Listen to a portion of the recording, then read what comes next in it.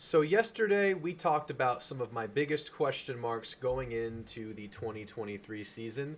But today I wanted to get positive and talk about some of the strengths going into the year. And I wanted to start this preseason series, if you will, with these two videos because I feel like this is kind of the roots to the tree that is this football team, talking about what we learned last year, how it kind of transfers into what we're thinking early this year. So we talked about some of those weaknesses: O-line play, coaching, question marks, not weaknesses, losing some key pieces in the secondary, edge rush. But today we're talking strengths. And you can't talk strengths without talking about this amazing and promising wide receiver room. Everyone knows the names. It's Moose Muhammad, it's Evan Stewart, it's Ainias Smith. Those three guys right there would make this a great room. But what's so exciting is the other pieces that are going to also be in the mix there. And that's not just coming from the receivers, that's coming from the tight ends, because you have Donovan Green, Jake Johnson, and Theo Melo Orstrom, who we've yet to see in an actual game, but looks so impressive and promising, looked really good in spring, great body, great guy. And then, of course, the spring MVP. We were robbed of his performance in the spring game because of like a concussion or something, and that's Noah Thomas. This wide receiver group is dynamic, it's fast, and thanks to Noah Thomas and these tight ends, they're pretty dang big too. And don't forget Jalen Preston. He's a veteran of the group, providing leadership. He's been there for years. He's still in the mix. But just having these options, these athletic, do-it-all receivers, because these guys can all go up and get a grab, but they're also lethal with the ball in their hands. You know, we didn't get to see Evan Stewart do that too much last year, but we did see glimpses of it. We know he has that in him, but we know Moose can catch and run, and we sure as hell know that Ainias can do many things with the ball in his hand. So if you're talking about the number one strength on this team, it's got to be receivers, but closely followed by defensive line, specifically interior and in its versatility. You have a lot of hybrid type players, a lot of plug and play type defensive line players. The only thing you kind of have a limited options with is edge rushing, but there's some promising stuff there too. When you look at this interior, McKinley Jackson, Walter Nolan, Shamar Turner, Isaiah Rakes. More names. There's so many guys.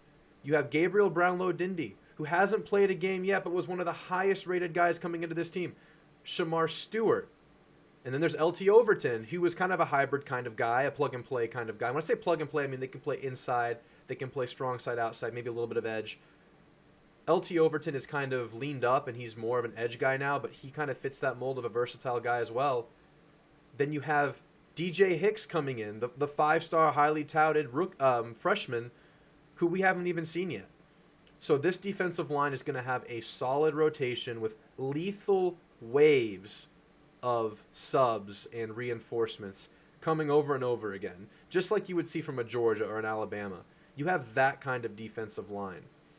There's going to be havoc being wreaked on the interior between McKinley Jackson and Walter Nolan. That duo right there is just ridiculous. And then Shamar Turner, Gabriel Brown. I mean, I'm just repeating names here, but think about these guys playing next to each other. Think about the dynamic after a year of experience where we saw promising moment after promising moment, the consistency lacked. And that's something that you would typically see in a freshman. And when you play a ton of freshmen, you really, really see that. I remember my first year playing in college. It's like drinking out of a fire hose, not only in information, but in routine, in time spent. Your entire life really becomes football throughout camp, and then it becomes like a football school hybrid. It's a lot different than high school, a lot different. So these guys are having to deal with that, but now they have that experience, not only on the field, but in the locker room, in the classroom, you know, going from meeting to meeting, going from event to event. They understand that flow, that rhythm. There's less uncertainty, there's more confidence. I expect huge things from this D-line.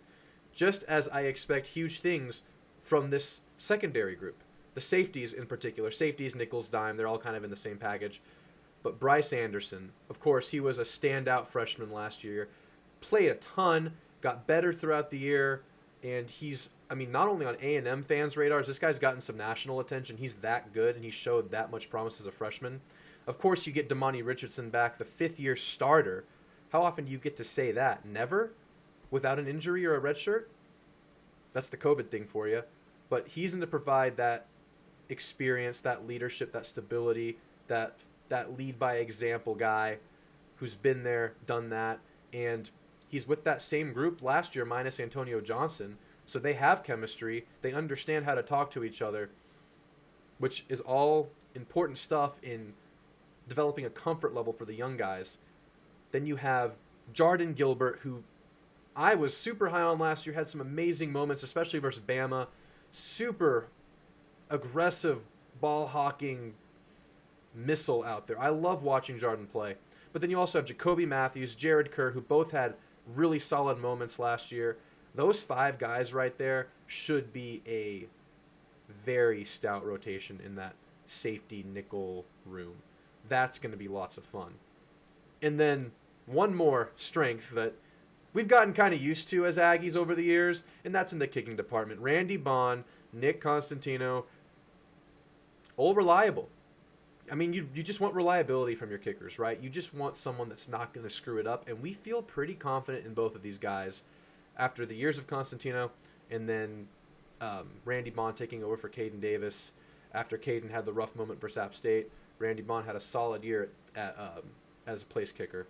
So those are kind of my main strengths. The wide receiver room, including the tight ends receiving, there's a lot of versatility there. D-line, interior, and then the versatility of that strong side, being able to move guys around. A little bit of question mark at the edge, but that's one that we think is going to get answered pretty quickly and with a resounding, strong performance. And then the safeties, the nickels, the dimes, and then our kickers. These are all areas where we can really lean on going into the year. And as I mentioned yesterday, some of this stuff relies on some of these question marks to be answered. Like, you're not going to get the best performance out of these receivers if the O-line struggles like they did last year, because you really need that to come together. You really need an edge rush on defense for all of these players to, have a chance to show what they have, to show what they are. You need that constant edge rush. So the questions need to be answered, but these strengths will be there. Now, then I have a couple of interesting notes, a couple of position groups that maybe aren't strengths now, but I could see becoming strengths as this year goes on. And first and foremost, the most obvious one is the quarterback. We think it's Connor Wigman, but if it's Connor or Max, let's just be fair for now until it's announced. We know either of these guys can make it happen. They need O-line help. They have the receivers. We just need one guy to stay healthy, gain consistency, gain chemistry. And we saw that in a 4-game stretch to end the year last year with Connor Wigman. Now, I'm not going to call it a strength going into the year, but we could be 3 weeks into the season, and Connor Wigman could be that guy. Or Max Johnson could be that guy. We think it's Connor, but either one. We know these are the two guys. This is a much different battle than Calzada versus Haynes King. That battle, we were very uncertain. We didn't know what to expect. I'm talking 2021, after Kellen left. We thought Haynes was a good player because he was highly sought after coming out of high school, even though he lost a star his senior year, and that raised some concerns to senior year performance in high school, and then he never really panned out. Zach Calzada had to play. He had some really high highs, had some really low lows, ended up transferring, and then Haynes King couldn't get it together last year. But we know that between Max and Connor, one of these guys is a worthy SEC starter. So that'll become a strength, I predict. Same goes for the running back room. Uncertainty after A-Chain leaves. You have 3 guys in Amari Daniels, Le'Veon Moss, and Ruben Owens, one of which will take the reins as the starter, but I believe all 3 will play. And I believe, though it's an unknown now, that room will become a strength a few games into this year. We'll know right away versus New Mexico, how good this running back room is. Maybe not. That's not a true statement. We'll get glimpses of it early on. We'll probably know a lot more after the Miami game, which I'll talk about in a future video. And then finally, the starting linebackers, they're good. We know Cooper's good. Chris Russell had a career year, but we all believe that there's another step that needs to be taken there and that can be taken there. And if that happens, this is a strength because these are multiple years of experience in these players right here. Coop, Russell, they've seen a lot of SEC football. If they can take that next step, these starting linebackers are extremely solid. Now, I still have questions about the rotation and the depth there, but as far as a starting duo, and we know this team starts with 2 linebackers, I think that duo could be really, really good. And then finally, my biggest question marks of the year, or my biggest question mark, I already hinted at it, I mentioned it, the O-line. There are good players in this O-line. There is reason to believe that this O-line, though it's a question mark or a concern now, will be a major strength in this season. We know that there is so much talent, size, and nastiness in this offensive line. We just need to see it come together. Like I said in the last video, consistency and health. Chemistry will come if those things are there. And plus, this is year 2 under Adazio. You've gotten through that learning hurdle of learning the new coach, learning the new lingo, learning the expectations, and now you're out there and you're just cruising and performing and getting better. So that's a huge area of concern. Like I said in the last video, it is the biggest area of variance in this football team. It has the widest margin, the widest spectrum in which things can land for a position group. Am I articulating that right? That sounds pretty dumb. It could be really bad or it could be really good. And I think it could be really, really good and make this team a great team. We need that to happen for everything else to come together. It needs to at least be serviceable. But guys, what are some strengths that I missed? Those are my biggest ones that I am looking forward to so much to watching. This wide receiver room could be so much fun. Just need a little love from the offensive line. So guys, thanks for watching. I'll see you tomorrow. Comment, subscribe, it helps me greatly. Gig 'em.